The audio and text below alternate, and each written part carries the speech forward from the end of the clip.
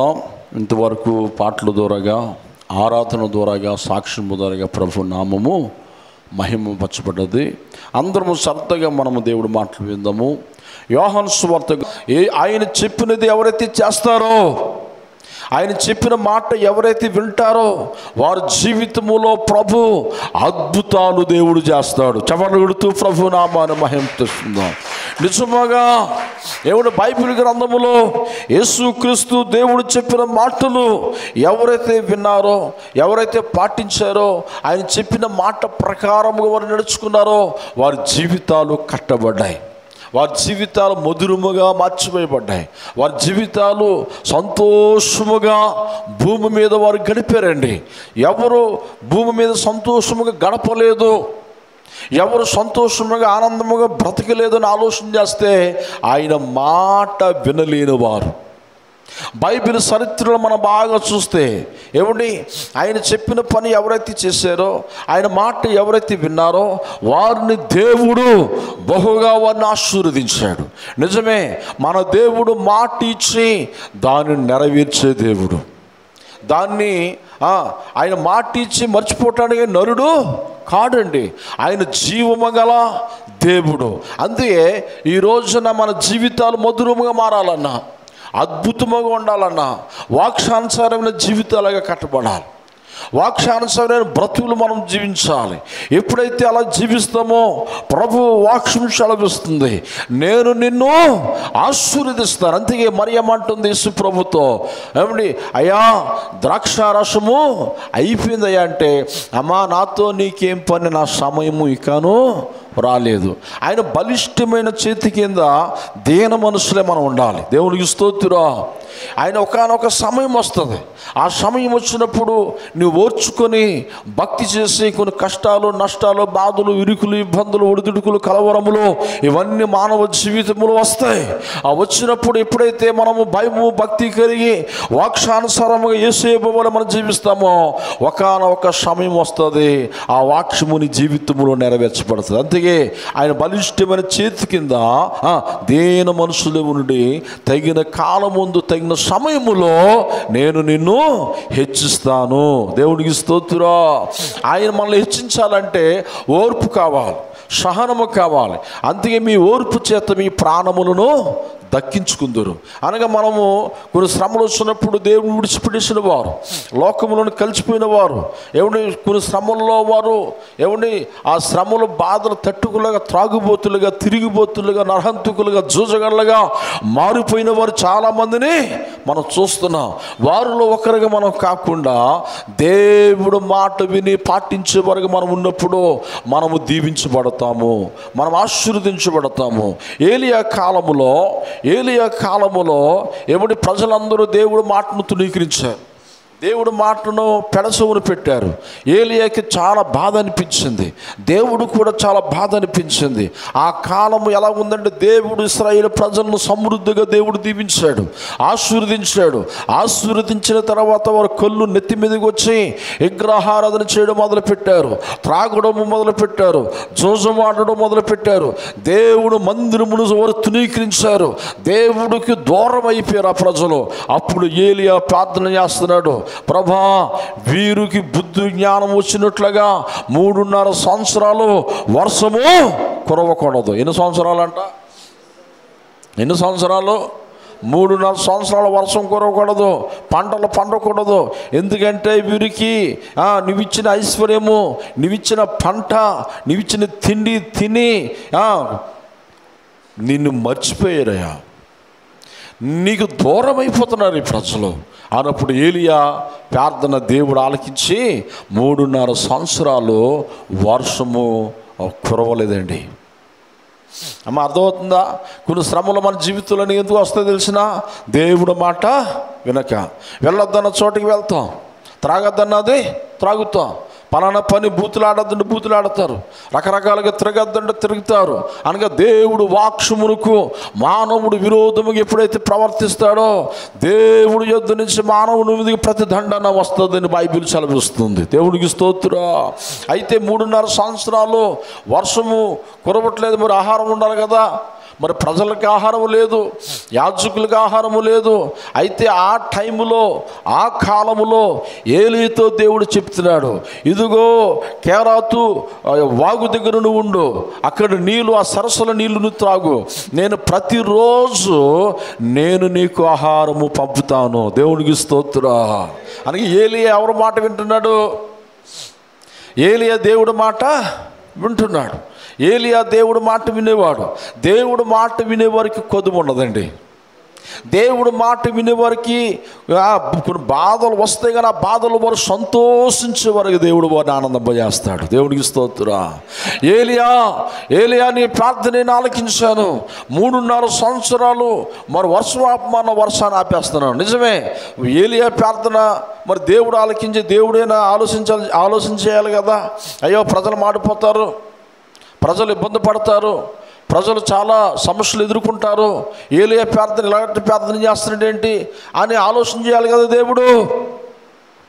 దేవుడు కూడా ఆ ప్రార్థన ఇష్టపడ్డాడు.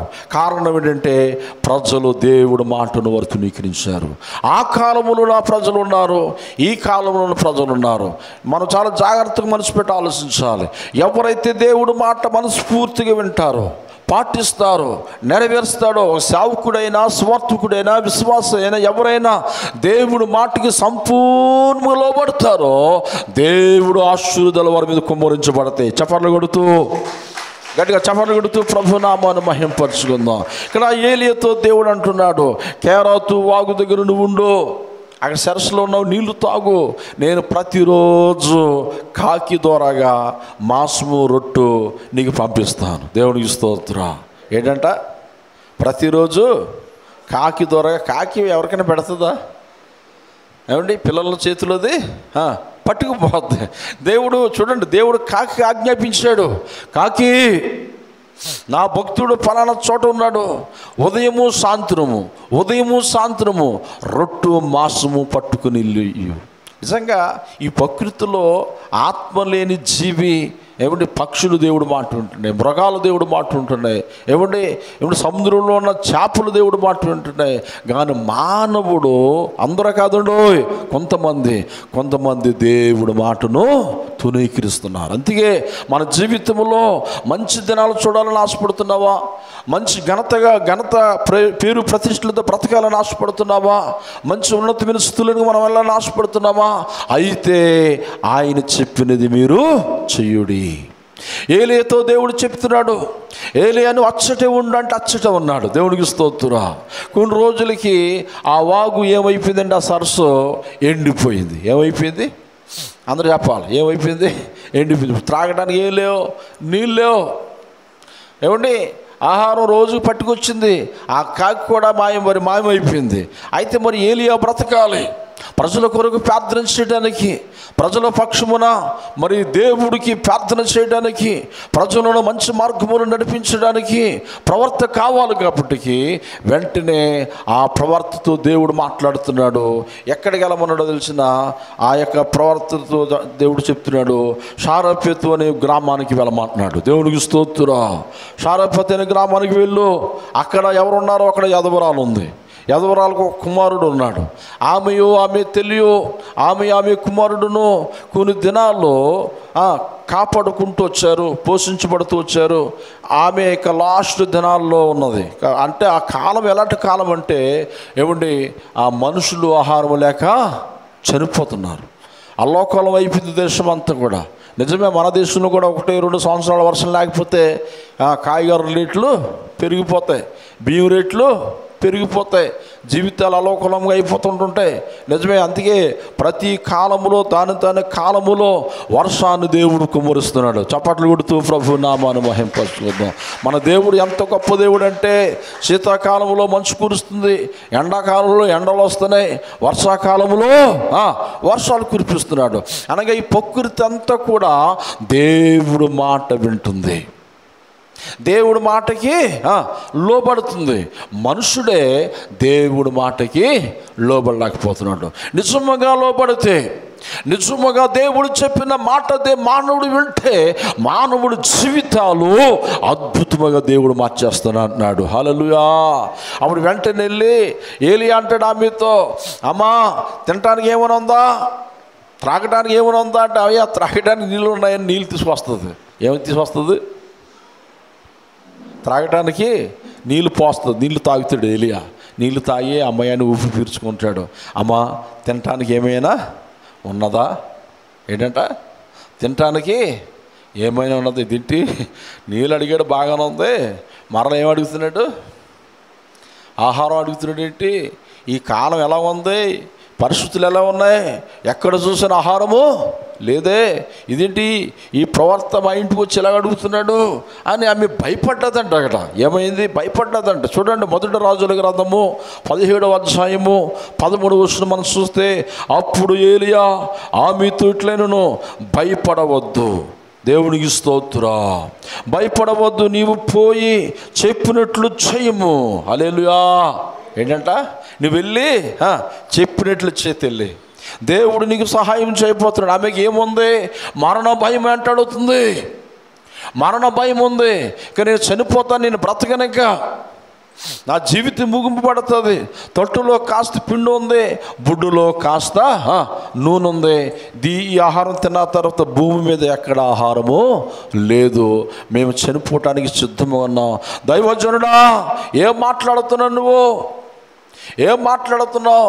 ఇదిగో నా ఇంట్లో కాస్త పిండి తప్ప, కాస్త నూనె తప్ప ఏమీ లేదన్నప్పుడు అలాగనవద్దు, నేను చెప్పినది నువ్వు చెయ్యు. చప్పట్లు కొడుతూ ప్రభు నామమున, నేను చెప్పింది నువ్వు చేస్తే నువ్వు బ్రతుకుతావు. ప్రవర్తం నోట దేవుడు మాట ఉంచాడు, సేవకుడు నోట దేవుడు మాట ఉంచాడు, ప్రార్థన వీరులు మా నోట దేవుడు మాట ఉంచాడనే సంగతి మనం మర్చిపోకూడదు. అందుకే సేవకుడు సంఘము మనల్ని దీవించినప్పుడు, మనల్ని ఆశీర్వదించినప్పుడు మనము ఆమేన్ అని పలకాలి. ఆమేన్ అంటే అలాగున జరుగునుగాక. Praise the lord.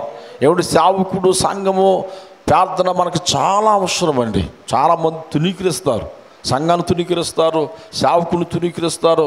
ఇక్కడ ఈ యొక్క సేవకుడు ఏలియా దైవజనుడు ఆమెతో అంటున్నాడు, నువ్వు వెళ్ళి నేను చెప్పినది నువ్వు చేయి అన్నాడు. గబగబ వెళ్ళింది. ఆ కాస్త పిండి, కాస్త నూనె ఉంది, మొదటి అపము చేసి ఎక్కడ పట్టుకొచ్చిందండి?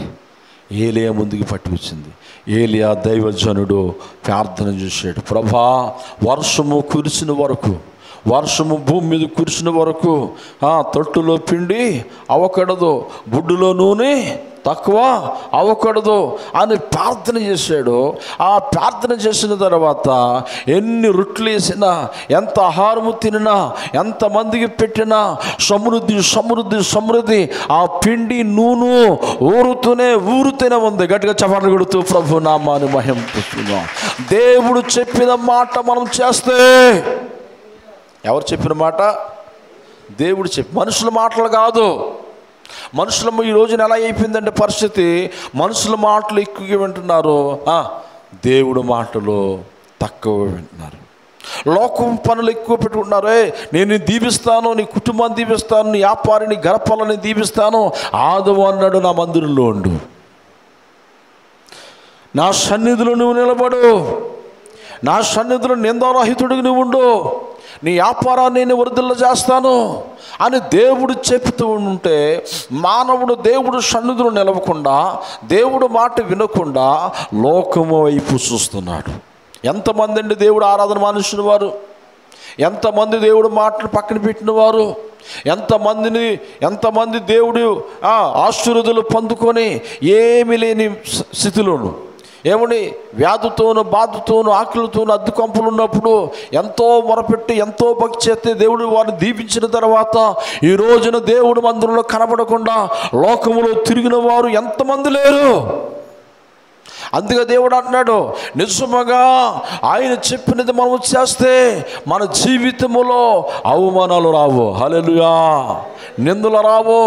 ఇక్కడ చూస్తే మనం ఏలియా ఆమెతో అంటున్నాడు, ఆమె తీసుకొచ్చి ఆ యొక్క దైవజనుడు ముందు పెట్టినప్పుడు దైవజనుడు ఆశీర్వదించాడండి. అనగా ఇప్పుడు చూడండి, యాజకుడు దేవుడు మాట వినాలి, ఇక్కడ విశ్వాసి దేవుడు మాట వినాలి. అందుకే మరియమ్మ ఏమంటుంది, ఆయన చెప్పినది మీరు చేయండి. చేస్తే ఏం జరుగుతుంది? పాడైపోయిన నీ జీవితము, చప్పగా అయిపోయిన నీ జీవితము, నేలగా ఎందుకు పనికిరగకుండా మిగిలిపోయిన నీ జీవితము ప్రభు మాట వింటే మధురాతి మధురముగా మార్చేస్తానంటున్నాడు. దేవునికి స్తోత్రం. అక్కడ అద్భుతమైన మాట ఏంటో తెలిసిన, చూడండి, మొదటి రాజుల గ్రంథము 17వ అధ్యాయము 14వ వచనంలో చూస్తే, భూమి మీద యెహోవా వర్షము కురిపించే వరకు, చూడండి, భూమి మీద యెహోవా వర్షము కురిపించే వరకు ఆ తొట్టులో ఉన్న పిండి తక్కువ కాలేదు, బుడ్డులో ఉన్న నూనె అయిపోలేదంట. దేవుడికి స్తోత్రం కలుగుగాక. అయిపోలేదు. ఎలా జరిగింది అద్భుతం? దేవుడు అద్భుతాలు చేసే దేవుడు. ఏమండి, దేవుడు మహత్కార్యములు చేసే దేవుడు. ఎవడు, బైబిల్లో యోబు అంటాడు, ఎవడు లెక్క పెట్టలేని అద్భుతాలు ప్రభు చేస్తున్నాడు. ఎవరు లెక్క పెట్టలేని అద్భుతాలు, ఎవరు ఊహించలేని అద్భుతాలు, అలాంటి అద్భుతాలు మనం చూసి అనుభవించి దేవుణ్ణి మర్చిపోయిన వారు ఉన్నారు. దేవుడికి కృతజ్ఞత స్తుతులు అర్పించలేని వారు ఉన్నారు. వారిని చూసి దేవుడు బాధపడుతున్నాడు. మీ జీవితంలో ఎన్నో అద్భుతాలు చేశాను, ఎన్నో ఆశ్చర్యకార్యములు చేశాను. 10 మంది కుష్ఠరోగులు బాగు చేసినప్పుడు తమ్ముడు రాలేదు, ఒక్కడు వచ్చాడు. ఆ తమ్ముడు గురు ఎక్కడున్నారని యేసు ప్రభు బాధపడ్డాడు. హల్లెలూయా. యేసు ప్రభు వ్యాధిని చెందాడండి. ఈ రోజున మన కుటుంబం ఎలా ఉంటుంది? మన బిడ్డలు ఎలా ఉంటున్నారు? దేవుడి సన్నిధిలో ఉంటున్నారా? నీ భర్త దేవుడి సన్నిధిలో ఉంటున్నాడా? నీ భార్య దేవుడి సన్నిధిలో ఉంటున్నారా? దేవుడి మాట వినే కుటుంబముగా మన కుటుంబం ఉంటుందా? లేక దేవుడి మాటను తునీకరించే కుటుంబముగా మనం ఉంటున్నామా? అలా ఉంటే ఎవరికి నష్టం? ఎవరికి నష్టం అండి? దేవుడికి నష్టమా? చెప్పాలి. దేవుడు సంఘానికి నష్టమా? పోనీ సేవకుడికి నష్టమా? మనకే నష్టము జరుగుతుంది. మనమే అవమాన పాలవుతాం, మనమే నష్టపోతాం, మనమే నిందల పాలవుతాం. నిజముగా దేవుడు మాట వింటే ఘనత నందున వరకు ఉంటాం. చప్పట్లు కొడుతూ ప్రభు నామాన్ని మహిమ తీసుకుందాం. అహాబు కాలములో, ఏలియా అహాబు కాలములో అహాబు దేవుడు మాట వినలేదండి. యెజ్బెల్ రాణి దేవుడు మాట వినలేదు. దేవుడికి విరోధంగా ప్రవర్తించారు. వారు ఘోరాతి ఘోరముగా అవమానపరచబడ్డారు, మరణించారు. చాలా కాలం బ్రతకవలసిన వయసు ఉండి కూడా యుద్ధములో వారి జీవితాలు ముగింపబడ్డాయి. ఎందుకు జరిగింది అలాగంటే దేవుడు మాట వారు వినలేదు, ఏలియా మాట వారు వినలేదు, శావకుడు మాట వారు వినలేదు. అయితే ఇక్కడ యదవరాలు చూడండి, ఈ యొక్క యదవరాలు దేవుడి మాట వింటుందండి. విని 15వ వచనంలో మనం చూస్తే, ఆ కింద వచనంలో 15వ వచనంలో, ఇశ్రాయేలు దేవుడిని యెహోవా సెలవిచ్చి ఉన్నాడు అనిను. అంతటా ఆమె వెళ్ళి ఏలియా చెప్పిన మాట చొప్పున చేయగా, ఏలియా చెప్పిన మాట చొప్పున చేయగా అతడు ఆమెయు ఆమె ఇంటి వారును అనేక దినములు భోజనము చేయొచ్చు వచ్చిరి. ఏం చేస్తూ వచ్చారంట? భోజనము చేస్తూ వచ్చారంట. వారు పొత్తులేరండి. వారు ఎక్కడ ఇబ్బంది పడలేదు. ఎంత అద్భుతం ఎలా జరిగింది ఆమె జీవితంలో, ఆమె కుమారుడి జీవితంలో ఎలా జరిగిందని మనం ఆలోచన చేస్తే, దేవుడు మాట వినుట వలన. హల్లెలూయా. మనం ఏం చేయాలి అమ్మా? ఏం చేయాలి? దేవుడు మాట వినాలా, వినకూడదా? అందరూ చెప్పాలి. వింటే ఎవరికి ఆశీర్వాదం? మనకి ఆశీర్వాదం. మన కుటుంబాలు దీవించబడతాయి. 6 దినాలు కష్టపడి 7 దినం ఉండాలి. దావీదు భక్తుల వలె ప్రతిరోజు దేవునికి మొరపెట్టే అనుభవం ఉండాలి, దేవుణ్ణి ఆరాధించే అనుభవం ఉండాలి, క్రమశిక్షణతో కూడిన భక్తి మనము చేయాలి. ఏదో జ్ఞాపకం వచ్చినప్పుడు చేయడం, ఏదో నెలకు ఒకసారి వచ్చి రావడం, ఇది భక్తి కాదు. ఇది భక్తి కాదండి, దేవుడికి ఇష్టమైనది కాదు. ప్రతిరోజు భయభక్తులు కలిగి ఉండాలి. ప్రతిరోజు బైబిల్ చదివిన వరకు మనం ఉండాలి. ప్రతిరోజు ఆత్మీయ ఆహారమైన బైబిల్ మనం భుజించాలి. ఎప్పుడైతే ఆయన మాట ప్రకారముగా మనం జీవిస్తామో నీ జీవితం ఎండిపోయిన నీ జీవితము, నిరాశ నిట్టూర్పులోనికి వెళ్ళిపోయిన నీ జీవితమును దేవుడు లేవనెత్తుతాడు. హల్లెలూయా. కొన్నిసార్లు మనము దీనస్థితిలోనికి వెళ్ళిపోతాం, నిరాశలోనికి వెళ్ళిపోతాం. కానీ నా జీవితంలో నేను పైకి రాలేనేమో, నా జీవితం ఇంతేనేమో, నా బ్రతికి ఇంతేనేమో అని నిరాశలోనికి ఎవరు వెళ్ళిపోతారో తెలిసిన? అల్ప విశ్వాసులు వెళ్ళిపోతారు. ఎవరు వెళ్ళిపోతారంటే అందరూ చెప్పాలి. ఎవరు వెళ్ళిపోతారు? అల్ప విశ్వాసులు. భక్తి చేయలేనివాడు, ప్రార్థన చేయలేనివాడు, దేవుడి మాటలు వినలేనివాడు, దేవుడి మాటకి సౌయోగ్యం లేనివాడు, దేవుడి మాట వినలేనివాడు, వాడికి ఏమొచ్చేద్దంటే పిరికితనం వచ్చేద్ది. వాడికి వ్యాధి వచ్చినప్పుడు, బాధ వచ్చినప్పుడు, కష్టం వచ్చినప్పుడు వాడు ఏమొచ్చేద్దంటే పిరికితనం వచ్చేసి ఎట్లా చనిపోవాలి, ఎలా చనిపోవాలని దుష్ట ఆలోచనలు వచ్చేస్తాయి. అదే భక్తి గలవాడు కొన్ని శ్రమలు వచ్చినా ఈరోజు కాకపోయినా రేపైనా యేసేపు వలె దేవుడు నన్ను ఆశీర్వదిస్తాడని ధైర్యముగా వాడు ఉంటాడు. చెప్పండి కొడుతూ ప్రభు నామాను. ధైర్యముగా వాడు జీవిస్తాడు, ధైర్యమును వాడు వహిస్తాడు. అందుకోసం మనం బైబిల్ గ్రంథములు మనం చూస్తే ఆదికాండము 6వ అధ్యాయం 22వ వచనం మనం చూస్తే నోహోవుతో దేవుడు అంటాడు, నోహోవుతో దేవుడు ఆజ్ఞాపించాడంట. ఏం ఆజ్ఞాపించాడు? నోహోవు, నేను చెప్పింది నువ్వు చేస్తే నీవు బ్రతుకుతావు, నీ ఇంటి వారు బ్రతుకుతారు, నీ ద్వారాగా మరలా సంతతిని ఉత్పత్తి చేస్తాను, నేను నీ సంతతిని ఏం చేస్తాను? ఆశీర్వదిస్తాను. హల్లెలూయా. ఏం చేస్తాడంట? ఆశీర్వదిస్తాడు. ఎప్పుడైతే అలాగా దేవుడు ఆ నోహోవుతో మాట్లాడాడో అద్భుతమైన మాట నోహోవు కొరకు బైబిల్ గ్రంథంలో దేవుడు రాశాడు. 6వ అధ్యాయం 22వ వచనం చూస్తే నోహోవు అట్లు చేసును, దేవుడు అతనికి ఆజ్ఞాపించిన, చూడండి, దేవుడు అతనికి ఆజ్ఞాపించిన ప్రకారము యావత్తును చేసును. ఏం చేశాడంట? దేవుడు అతనికి ఆజ్ఞాపించిన యావత్తును చేశాడంట. మరి మనం ఏం చేయాలి? అర్థమవుతుంది మాటలో.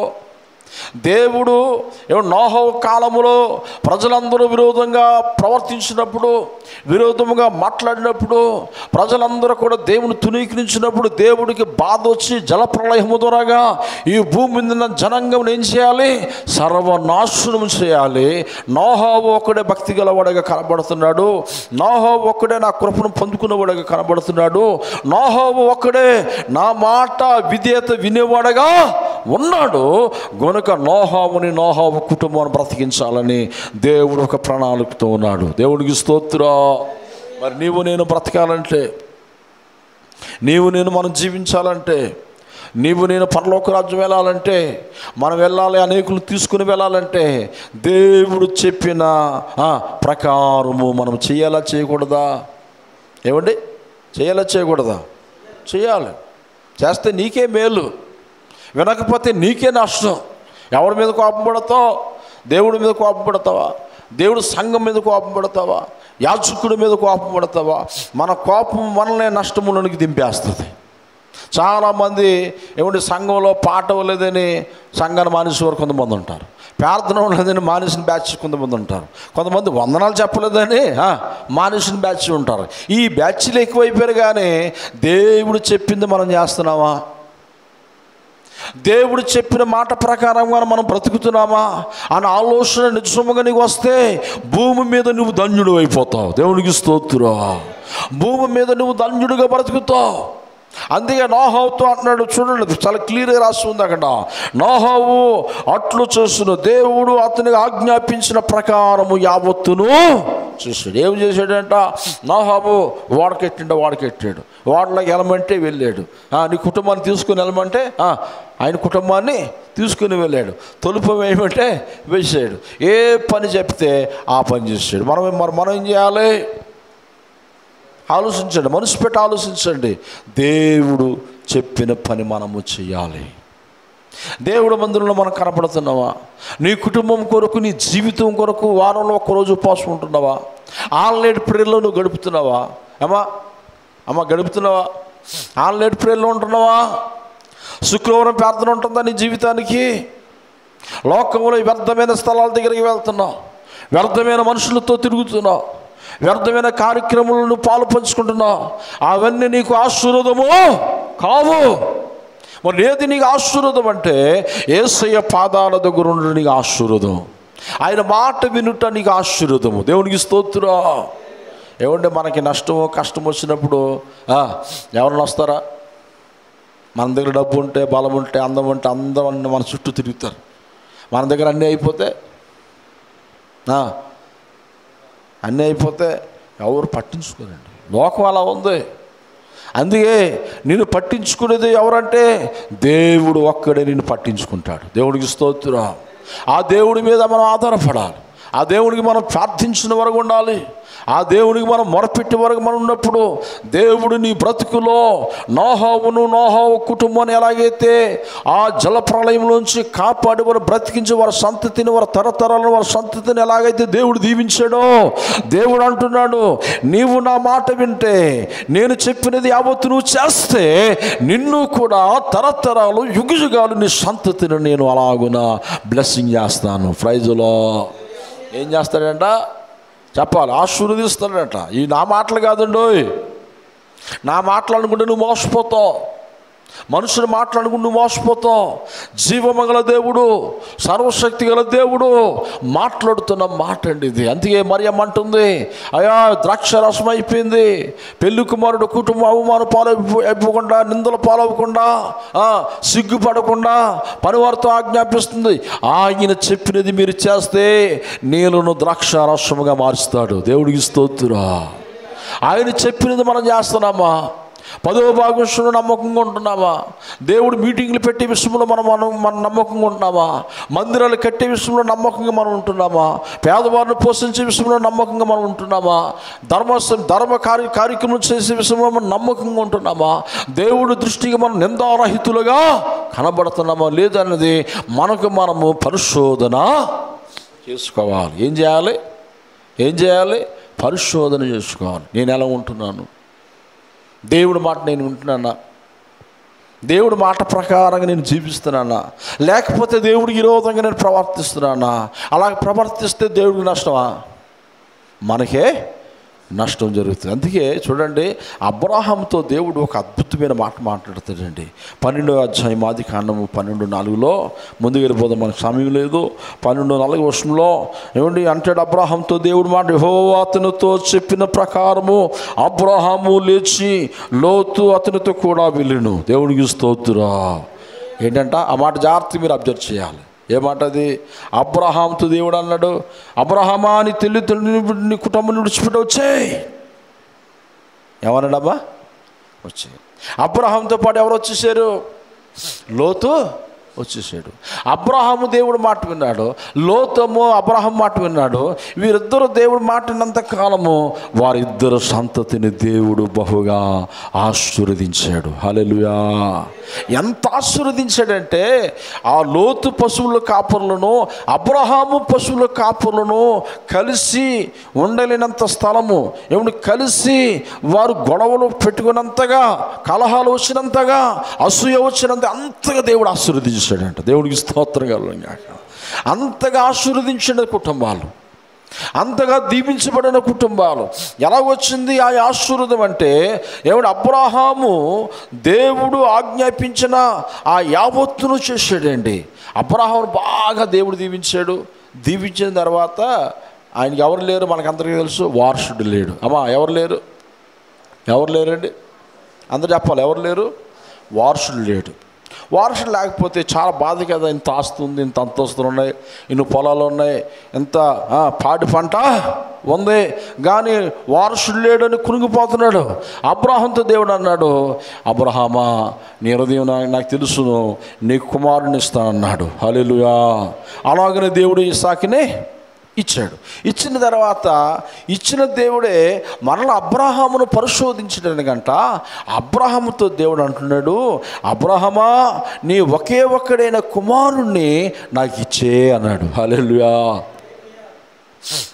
ఏదో 10వ భాగం అంటే ఇవ్వగలం, ఆస్తిలో సగం భాగం అంటే ఇవ్వగలము, ఆస్తి అంత ఇచ్చామంటే ఇచ్చేస్తే దేవుడు ఇస్తాడని ఆశ ఉంటుంది. కానీ వారసుడినే బలిచ్చమన్నాడు దేవుడు. ఏమన్నాడండి? వారసుడినే బలి. మరి అబ్రహాం ఏం చేయాలి ఇప్పుడు? నాదంటే ఏమైనా ఉందా? నా ఆస్తి ఎవరిది? దేవుడిది. నా కుమారుడు ఎవరు? దేవుడిది. దేవుడు ఇచ్చిన కుమారుడు. మరి నేను ఇప్పుడు ఏం చేయాలి? ఎవరి మాట వినాలి? భార్యతో చెప్తే నా కుమారుడిని దేవుడికి బలి ఏమనొస్తుందా? ఏమనవ్వదు. ఏమనొస్తుందా?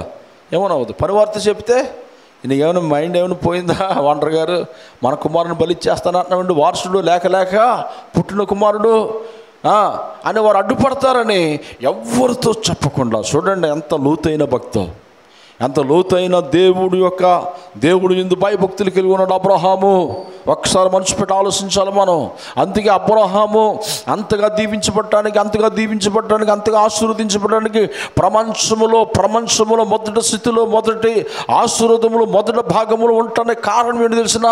ఒకే ఒక కుమారుని వెనకడుగు తీగా ధారాళముగా దేవుడికి అంకితము చేశాడు. ఎక్కడుందన్నమాట? చూడండి 22:3లో చూడండి. తెల్లవారునప్పుడు అబ్రహాము లేచి తన దేవుడు తనతో చెప్పిన చోటుకి వెళ్ళాను. ఏం చెప్పాడంట? తనతో చెప్పిన చోటు. ఈ మాట మీరు బాగా అబ్జర్వ్ చేయాలి. తనతో చెప్పిన చోటికి వెళ్ళిపోయాడంట. అంటే ఇప్పుడు ఏంటి? అబ్రహాము దేవుడు చెప్పింది చేసాడే లేదా? చెప్పండి అమ్మా, అయ్యా చెప్పండి. చేసాడే లేదా? చేసాడు. తనతో చెప్పినది. మనం 100 ప్రశ్నలు వేస్తాం. ఓ మీటింగ్కి వెళ్తాం, ఎలా పాలు పంచుకోవాలంటే 100 అడ్డు ప్రశ్నలు వేస్తాం, 100 రకాలుగా ఆలోచిస్తాం, 100 రకాలుగా అసూయపడతాం, 100 రకాలుగా దేవుడు ఆశీర్వాదాలకు దూరం అయిపోతాం. అబ్రహాము ఆలోచన చేయలేదు. దేవుడు చెప్పాడు నేను చేయాలి. దేవుడు ఏది చెప్పాడు అది మంచి చెప్తాడు కానీ చెడు చెప్పడు. ఆయన మంచి పనులు చేసే దేవుడు కానీ చెడ్డ పనులు చేసే దేవుడు కాడు. ఇచ్చేమన్నాడు. ఒక్కొక్క కుమారుని ఇచ్చితే లక్షల పిల్లలను దేవుడు నాకు ఇవ్వగలడు. చప్పట్లు కొడుతూ గట్టిగా దేవుడు చూస్తాడు. అక్కడ అద్భుతమైన మాట ఏంటో తెలిసిన 22:12 అనుకుంటాను. 22:12 చూడండి. 22:12 నీ కుమారుని నాకు వెనతీయలేదు. చదవండిరా. ఆదికాండం 22:12 నీ కుమారుని నాకు వెనతీయలేదు గనుక నీవు దేవునికి భయపడవాడవనియు ఇందువలన నాకు కనబడుచున్నది. హల్లెలూయా. చూడండి, ఒకసారి ఆలోచించండి. అబ్రహాము అంతగా ఆశీర్వదించబడటానికి ఏంటో తెలిసిన? ఎవ్వరు చేయలేని ప్రాణత్యాగము తన కుమారుని కానుక ఇచ్చేసాడు దేవునికి. ఏమిచ్చేసాడు? వారసుడిని దేవుడికి అంకితం చేసేసాడు. వారసుడిని తీసుకెళ్ళి ఆయన చెప్పిన చోటకి తీసుకెళ్ళి బలి చేస్తున్నాడు. కట్లతో కట్టి, కట్టెల మీద పరిచి, తాళ్ళతో కట్టి, కత్తి పైకెత్తి వేస్తున్నా. అబ్రహామా ఆగుము, నీ భక్తి నేను చూశాను. ఇందువలన నీవు నాకు భయపడవడవనియు, నేను చెప్పిన పని నువ్వు చేస్తున్నావనియు ఇందువల్ల నాకు కనబడుతుంది, వినబడ్డది కనుక ఈ భూమి మీద ఎవ్వరికి లేని ఆశీర్వాదాలు నీ మీద కొమ్మరిస్తున్నాను. చప్పట్లు కొడుతూ ప్రభు నామాన మహిమ. ఏమండి? కొంచెం ఎత్తితే కొంచెము కోస్తాం, ఎక్కువ ఎత్తితే చెప్పండి అమ్మా ఎక్కువ కోస్తాం. ఏమంటే మనం ఇప్పుడు ఏం చేయాలి? అబ్రహాం ఏం చేశాడు? వారసుడిని విత్తేసాడు. దేవునికి స్తోత్రం కలుగుగాక. వారసుడిని కానుక పెట్టి వేసేసాడు. వారసుడిని దేవుడికి బలిగా ఇచ్చడానికి తీర్మానం అయిపోయింది. దేవుడు ఆపమంటేనే ఆపాడు. హల్లెలూయా. అలాంటి ప్రాణ త్యాగములో మనలో ఉండాలి. హల్లెలూయా. అలాంటి సమర్పణ మనలో ఉండాలి. అలాంటి భక్తి మనలో ఉంటే దేవుడు అంటున్నాడు, నేను నిన్ను సమృద్ధిగా దీవించేస్తాను. మీకు ఒక అద్భుతమైన మాటలు నేను చెప్తాను చూడండి. ఆది కాండము నుంచి సంఖ్యాకాండం వరకు వచ్చిన వరకు జాగ్రత్తగా వినండి ఈ మాటలు. ఆది కాండం నుంచి సంఖ్యాకాండం వచ్చిన వరకు 10వ భాగం ఏమో అని దేవుడు మాట్లాడలేదు. 10వ భాగం ఎవరిచ్చారు? అబ్రహాం ఇచ్చాడు. దేవుడు నాకు ఇచ్చాడు, నేను దేవుడికి ఇవ్వాలి. దేవుడు ఇమ్మని ఎక్కడ లేదు. అప్పుడు ఆ సంఖ్యాకాండంలో ఇశ్రాయేలు ప్రజలకి ఎక్కువగా దీవించబడటానికి మీరు మొక్కుబడి కానుకలు, సమర్పణ కానుకలు ఇవ్వండి, ఇది చేయాలి, ఇది లేవీలకి ఇవ్వాలి, లేవి గోత్రానికి ఇవ్వాలి అని దేవుడు ఆజ్ఞాపిస్తే అప్పటి నుంచి 10వ భాగము తీయడం మొదలుపెట్టారు. దేవునికి స్తోత్రం. చాలా జాగ్రత్తగా వినాలి ఈ మాటలు. నేను ముగిస్తాను, సమయం లేదు. ఏమండి, 10వ భాగం ఇవ్వడం మొదలుపెట్టారు. అందరూ దీవించబడుతున్నారు, ఆశీర్వదించబడుతున్నారు, బహుగా దేవుడి చేత మేలులు పొందుకుంటూ వస్తుండగా కొత్త నిబంధన కాలంలో రాబడికి యేసు ప్రభు 10వ భాగం ఇమ్మనలేదు. ఏమన్నాడు చెప్పాలి అందరూ కూడా? 10వ భాగం ఇమ్మనలేదు. ఇప్పుడు ఎక్కువగా దీవించబడాలనుకుంటే 10వ భాగం ఇస్తే, ఒక వంతు ఇస్తే 9 వంతులు మనము తిరిగి పొందుకుంటాం. ఒక వంతు ఎత్తితే 10 వంతులు, 10 వంతులు ఎత్తితే 100 వంతులు మనం 1000 వంతులు మనం పొందుకుంటాం. కానీ ఇక్కడ మనం చూస్తే ఆ యొక్క బైబిల్లో 1 కొరింథీయులు రాసిన 2వ కొరింథీయులు రాసిన పత్రికలో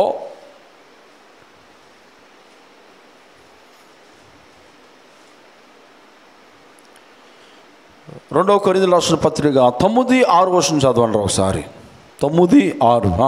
కొంచెముగా విత్తేవాడు కొంచెముగా పంట కోయును, సమృద్ధిగా విత్తేవాడు సమృద్ధిగా పంట కోయునని ఈ విషయమే చెప్పుచున్నాను. దేవునికి స్తోత్రం.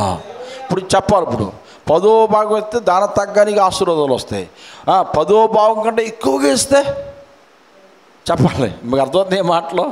యేసు ప్రభు ప్రసంగం చేసినప్పుడు ఒక తెల్లి అందరూ కట్టల 10వ భాగాలు అందరూ కానుక పెట్లు వేశారు. కానుక పెట్లు వేస్తే ఒక ఎదవరాలు వచ్చి ఏం చేసింది? 2 కాసులు వేసింది. వేసినప్పుడు యేసు ప్రభు ఏమన్నాడు అక్కడ? మీ అందరికంటే ఎక్కువగా ఈమెయే వేసింది అన్నాడు. దానికి అర్థం ఏంటో తెలిసిన, ఆమెకు ఉన్నదంతా విత్తేసింది. దేవుడికి స్తోత్రం. ఆమెకు ఉన్నదంతా కూడా ప్రభుకి అంకితము చేసింది. ఆమె జీవనోపాతు ఏమి ఉంచుకోలేదక ప్రభుకి అంకితం చేస్తుంది. అంటే ఆమెకి విశ్వాసం ఎలాంటిదంటే, నేను ఎంత విత్తితే అంత నేను కోస్తాను. చప్పట్లు కొడుతూ ప్రభు నామాన్ని మహింపరచుకుందాం. నీకు 10వ భాగం ఇస్తే దాని తగ్గ ఆశీర్వాదాలు నీకు వస్తాయి. ఇక ఎక్కువగా నీకు రాబడి ఎక్కువగా దేవుడికి విత్తేస్తుంటుంటే ఇక ఎక్కువగా దేవుడు నిన్ను బ్లెస్ చేసేస్తాడు. ఏం కావాలి? ఏమండి, కోల్గేట్ పేస్ట్ మనకు బాగా తెలుసు. ఏమండి, ఆయన అమ్ముకునేవాడంట ఒక రోజునంట ఇలాగే దేవుడు వాక్యం ఉంటే దేవుడు మందిరానికి వచ్చాడంట. మందిరానికి వచ్చి దేవుడు మాట్లాడుతుంటే దేశంలో భాగం తీయాలి అని వాక్యం విన్నాడు. విన్న తర్వాత దేవుడు నమ్ముకున్నాడు. ఆ 10వ భాగం తీయడం మొదలుపెట్టాడు. మళ్ళీ ఎక్కువ దీవెనలు కుమ్మరించబడుతున్నాయి. మరలా ఎక్కువ ఆశీర్వాదాలు వచ్చేస్తున్నాయి.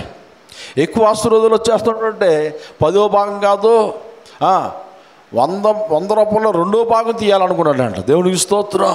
20% తీయాలనుకున్నాడంట. 20% తీసి దేవుడికి చేస్తున్నాడు. ఆ తర్వాత 30, ఆ తర్వాత 40, ఆ తర్వాత 50, 60, 70, 80, 90. లాస్ట్గా ఆయన ఎలా మారిపోయాడంటే 10వ భాగం ఆయన ఉంచుకొని 9 వంతులు ఎవరికి చేస్తున్నాడట? ఎవరికి చేస్తున్నాడు? అయినా ఎక్కువైపోతుంది. ఏం చేసుకుంటాను ఇదంతా ఏం చేసుకుంటాను? అనాథాశ్రములకి, సంఘాలకి, సేవకులకి విత్తేస్తున్నాడు. దేవుడికి స్తోత్రం కలగాక. లాస్ట్ ఒక వాడ కూడా కట్టేశాడంట ఆయన. వాడ మీద బిగులు జరుగుతుంది అయింది.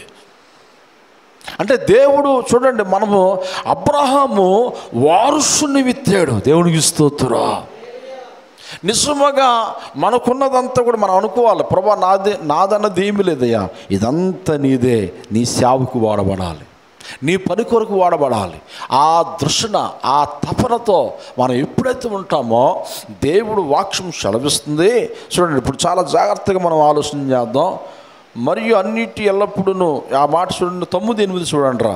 2వ కొరింథీయులు రాసిన పత్రిక 9వ అధ్యాయం 8. మరియు అన్నిటి యందును ఎల్లప్పుడూ మీలో మీరు సర్వసమృద్ధి గలవారే, ఉత్తమమైన ప్రతీకారము చేయుటకు దేవుడు మీ ఎడల సమస్త విధమైన కృపను విస్తరింపచేయగలడు. హల్లెలూయా. ఈ మాట చాలా అద్భుతమైన మాట అండి. ఎప్పుడైతే మనం ఎక్కువగా విత్తుతామో, ఎక్కువ పంట మనం విత్తుతామో, అన్ని పనుల్లో, దేవుడు మందిర పనుల్లో, సువార్త పనుల్లో, సేవకులు చూసే విషయంలో, దేవుడు మందిరంలో ఉండే విషయంలో ఎక్కువగా మనం చేస్తామో దేవుని సర్వకృప నిదంట మన పట్ల హెచ్చుగా ఉంటుందంట. హల్లెలూయా. అమ్మా, ఎలా ఉంటుంది? ఉందా లేదా? నా సొంత మాటలు కాదు, ఇక్కడ బల చదివించండి. మరియు అన్నిటి యందును ఎల్లప్పుడూ మీలో మీరు సర్వ సమృద్ధి గలవారే, ఉత్తమమైన ప్రతి కార్యము చేయుటకు దేవుడు మీ ఎడల సమస్త విధములైన కృపను విస్తరింపజేయగలడు. సమస్తమైన కృపను అన్ని విషయంలో సమృద్ధి సమృద్ధి సమృద్ధి సమృద్ధి దేవుడు మనకి ఇచ్చేస్తాడంట. గట్టిగా చపడగడుతూ ప్రభు నామాన మహింపరుచుకుందాం. అందుకే మనం ఏం చేయాలి? దేవుడు పనిలో మన ముందు ఉండాలి, సువార్త ప్రకటించే విషయంలో ముందు ఉండాలి, ఏమంటే దేవుడికి ఇచ్చే విషయంలో ముందు ఉండాలి. అబ్రహాము దేవుడికి నీ కుమారునిచ్చే అంటే, ప్రభా ఒక పొలం అడిగితే ఇస్తాను, పాడి పంటను అడిగితే ఇస్తాను, వారసునిచ్చేమంటున్నావు ఏంటి ప్రభా అన్నాడా? ఏమండి వారసునిచ్చేది ఏంటి? ఇది ఈ సామ్రాజ్యం ఏమైపోద్ది? అబ్రహాముతో దేవుడు చెప్పినది అబ్రహాము చేసెను. హల్లెలూయా. అలాగే చేశారు కాబట్టి వారు బ్రతికారు, అనేకులను బ్రతికించారు, వారి సంతతి దీవించబడి. అందుకే ఆయన మీతో చెప్పినది చెయ్యుడి. చేద్దామా మానేద్దామా? చెప్పాలి. చేయాలా మానేయాలా? చూడండి, 2 కొరింథీయులకు రాసిన పత్రిక 8వ అధ్యాయం మొదటి భాగంలో ఉంటుంది. సహోదరులారా, మాసిదోనియ సంఘములకు అనుగ్రహించబడి ఉన్న దేవుని కృపను గురించి మీకు తెలియజేస్తున్నాము. మాసిదోనియ సంఘముల కొరకు మీకు తెలియపరచాలని నేను ఆశపడుతున్నాను అంటే పౌలు భక్తుడు. ఆ కింద మాట 2వ వచనంలో, వారు బహు శ్రమల వలన పరీక్షింపబడగా అత్యధికముగా సంతోషించరి, మరియు వారు నిరుపేదలైనను వారు దాతృత్వము బహుగా విస్తరించును. హల్లెలూయా. వారు ఏ పేదలంట? ఏ పేదలు వారు? నిరుపేదలు. నిరుపేదలు అంటే అమ్మా ఏ పేదలు? నిరుపేదలు అంటే ఏమీ లేదు, చాలా నిరాశలో ఉన్నవారు. కానీ వారి ఆశ ఎలా ఉంది? దేవుడికి ఇవ్వాలి. ప్రైజ్లో అమ్మా మీరు చాలా జాగ్రత్తగా మాటలు మీరు అర్థం చేసుకోండి. మీరు ఏది ఇచ్చేస్తారు అని కాదు. ఈ వాక్యం మీకు అర్థమైతే నిజంగా నీ హృదయాన్ని దేవుడికి ఇచ్చేస్తావు. దేవుడికి స్తోత్రం. ఏమండి ఇక్కడ ఆ యదవరాలు ఏలైతే ఏమన్నాడు? యదవరాలు ఇంటికి వెళ్ళి నేను పోషించుతాను అన్నాడు. ఆ యదవరాలు ఇంటికి ఎందుకు దేవుడు పంపించాడు? ఆ యదవరాలు బతకడానికా, ఏలియా బతకడానికా? చెప్పాలి. ఎవరు బతకడానికి? ఏలియాకి కాకితో ఆహారం పంపించిన దేవుడు అలా పోషించలేడా? పొద్దుట రొట్టు మాంసం, సాయంత్రం రొట్టు మాంసం. మరి ఇక్కడ మానేసి రొట్టు మాంసం మానేసి ఆ రొట్టు ముక్క తినడానికి ఆ యొక్క ఆ పేద ఇంటి ఎందుకు పంపించాడు? ఆలోచన చేయాలి. సేవకుడు బతకడానికా? కాదు. ఆమె ఇంటి వారు వర్షము కురిసిన వరకు వారు బ్రతకడానికి. చప్పట్లు కొడుతూ ప్రభు నామమున దేవునికి స్తోత్రం కలుగును గాక. ఎప్పుడైతే అది దేవుడికి ఇవ్వాలి, దేవుడు చెప్పినది చేయాలి, వెంటనే ప్రభా ఇక్కడ ఈ వాగు దగ్గర చల్లగా ఉంది, కాకితో నాకు ఆహారం పంపిస్తున్నావు, మరి ఆమె ఇంటి ఎందుకు ప్రభా నన్ను వెళ్ళమంటున్నావు అనొచ్చు కదా ఏలియా? అమ్మ అంతే కదా, అనొచ్చు కదా. అలా ఎందుకు వెళ్ళొద్దు? ఆయన చెప్పినది చెప్పండి, ఆయన చెప్పినది చేయాలి.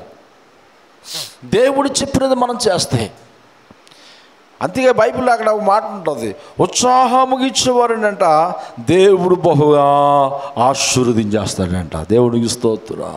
అంటే నేను ఈ మాటలు చాలా బ్యాలెన్స్గా నేను చెప్తున్నాను. 10వ భాగం అన్నది చాలామంది అనుకుంటారు అది మనమే తీయాలని ఉంది అనుకుంటారు. విశ్వాసులే కాదు, మీకు మాట చేసిన సేవకులు కూడా తీయాలి. హల్లెలూయా.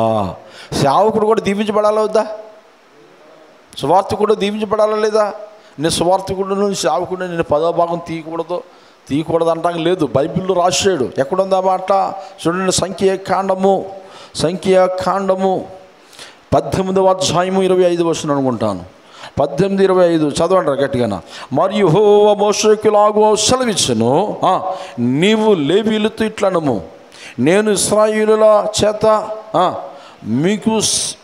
మీకు స్వాస్థ్యముగా ఇప్పించిన 10వ భాగమును మీరు వారి యొద్దను పుచ్చుకున్నప్పుడు మీరు దానిలో అనగా 10వ భాగమును యెహోవాకు ప్రతిష్టార్పణముగా చెల్లింపవలను. హల్లెలూయా.